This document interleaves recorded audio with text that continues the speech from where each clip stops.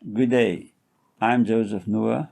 I'm a medical doctor and a biochemist, and I'm the author of Document X, Direct Evidence of God's Existence.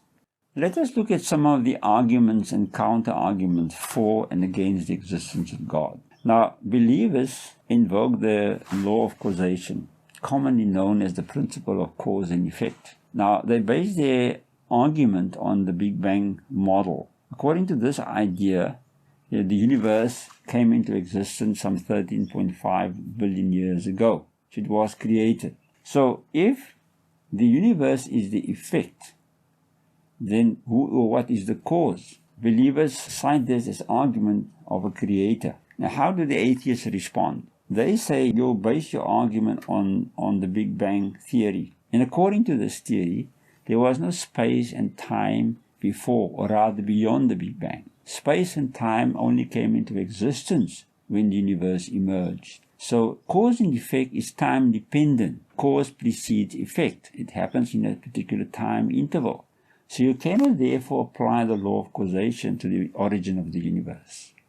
So you have a counter argument. The next argument commonly put forward by believers is that of the fine-tuning. For the Big Bang model to be successful, several conditions had to be met. There had to be a consistent set of laws of nature, and an integral part of these laws are the constants of nature.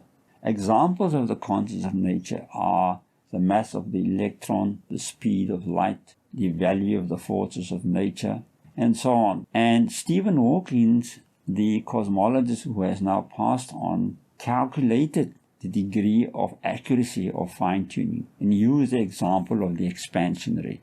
He calculated that had the expansion been slower 1 minute after the Big Bang, by just one part in 100,000 trillion, the universe would have collapsed, and there would be no stars, planets, and galaxies, and life would not be possible. On the other hand, if the expansion was faster 1 minute after the Big Bang, by just one part in a million, the universe would have expanded too fast to allow stars and planets and galaxies to form, and again, life would not be possible. So stupendous accuracy was necessary. But not just that, there had to be at least 15 of these constants of nature exquisitely fine-tuned so that the universe could evolve in a direction to allow planets and stars and galaxies to form and give rise to life. Now, you would agree with me that the chances of this happening by accident is vanishingly small. And it is if somebody twiddled the knobs in the beginning, fiddle with the settings, so that these values lay in the Goldilocks zone. And believers like to argue that whoever did that is a great designer. Now, how do the atheists? What is their reaction? Well, they say that our universe is a local event in a much larger reality. There's billions of universes out there, each with its own set of values of constants of nature. Now, if you have so many billions of universes, then there's every chance that one or two of these universes eventually going to emerge with just the right combination of constants of nature. We shouldn't therefore be surprised by the fine-tuning. So again, we see there's a counter-explanation.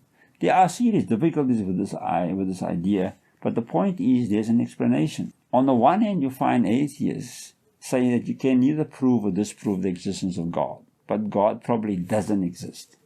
Believers, on the other hand, say that God is the best explanation for creation. God therefore probably exists. But these are arguments based on the probabilities. There is no definite answer. The verdict is still out there. So how do we provide a definite answer, a conclusive answer that God exists? And that's going to be the topic of my next discussion.